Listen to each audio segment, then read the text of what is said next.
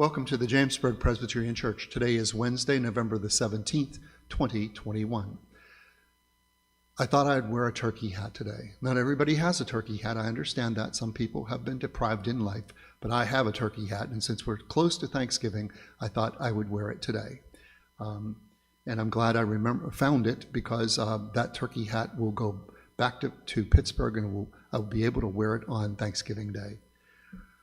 So, I have a friend who's a magician.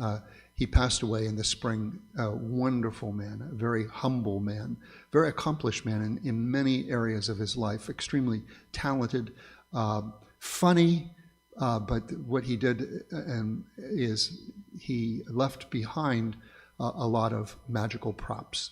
And so I've received a number of boxes of those props, and I'm going through them, and some things are hard to explain. Other things are, I totally understand what they're for and how they operate.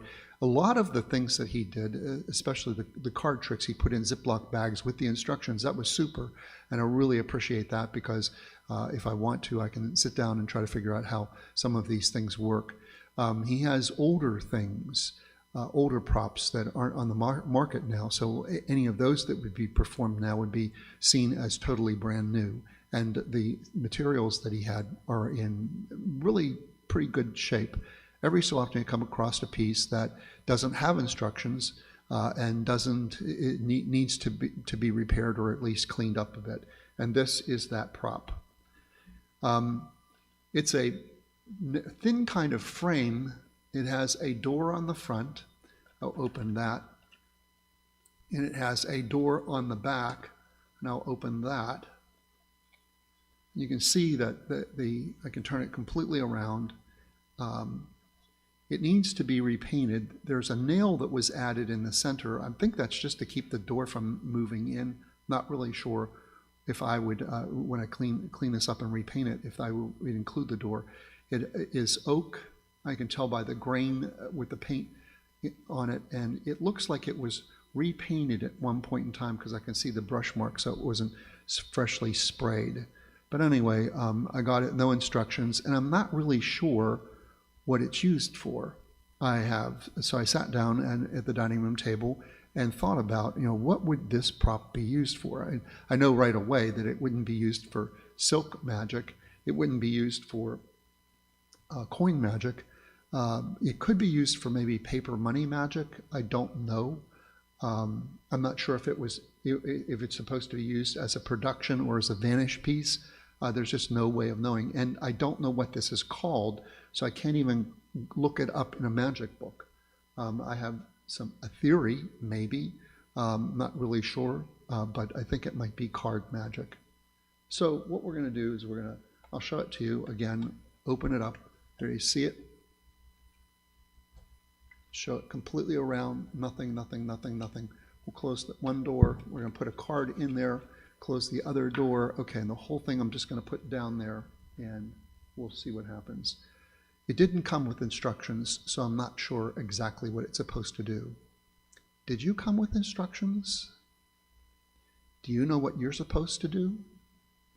We live in a world where we see a lot of people who don't know what they're supposed to be doing, how to live their lives. Do you know how to live your life? Do you know what an ethical lifestyle is? Do you know what a moral lifestyle is? Do you know what an ethical moral lifestyle is? What would that look like if we were living an ethical moral lifestyle? I mean, a lot of us live from the perspective that if it feels good to me, if it's what I want, if it fits my agenda, if it's good for me, then I'll do it. And if the converse is true, if it's not good for me, then I'm not going to do it. Well, it's hard to love somebody unconditionally if there's nothing in it for you. So consequently, a lot of people in our world don't love people around them. As a matter of fact, we can see a lot of division, a lot of bitterness and hatred for the way we treat each other. It's part of the culture. I don't blame people. I don't blame the religious organizations that they're not going to for not reaching out enough. What I do is I blame the philosophies of our culture, the deconstruction of the postmodern age. What we're seeing in our world is exactly what postmodernism is. And we've been taught that religion is irrelevant, so don't attach yourself to it. Just live in the culture. Well, did the culture invent you? Did you come from the culture? I don't think so. I think the culture is a transient thing, because sooner or later, postmodernism will move on and we'll be into the next thing, whatever that is. Because we have moved on from modernism, we've moved on from the Enlightenment, we've moved on from so many other cultures. About every 500 years or so, the culture changes. And we're only about in the second 100 years of postmodernism. Believe it or not, postmodernism didn't start recently. It started like a long time ago. So, where would you get an idea of how to live your life? Well, there's this thing called the Bible. I meant to have one in my hand here, but that's okay. I don't need it.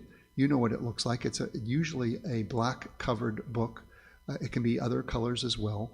But the Bible has a number of stories in it. It has a number of guidance in it to tell us how to live that kind of moral, ethical life, to tell us how to live a life that is kind of selfless. There are examples of people in the Bible of living their lives for others and not just for themselves, living that kind of moral, ethical life that we tend to reject in postmodernism. The Bible is there to guide us. It gives us the values that will work in our culture, work in our world, if everybody lives by them.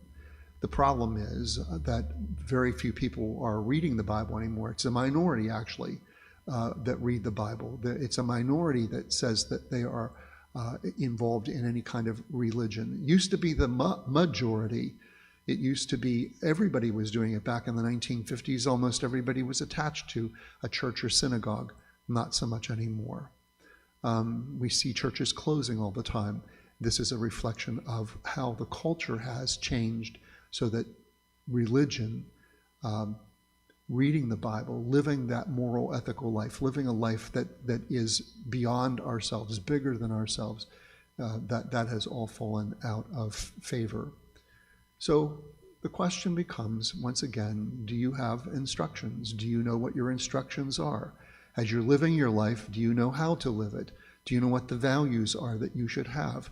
There's a book called the Bible. It will tell you those values. It will tell you how you ought to be living your life. It will describe for you the moral, ethical life that, if you want to embrace it, you can. Or you can embrace the culture, and you can see the mess that the culture is in. You can see the destruction that the culture is creating, the divisions, the bitterness, the hatred. All of that is part of postmodernism. So as you gather around the tables next week to be thankful, if you can, hopefully all of us will find things for which to be thankful, or that it just means we're part of postmodernism. We're not thankful for anything in that culture.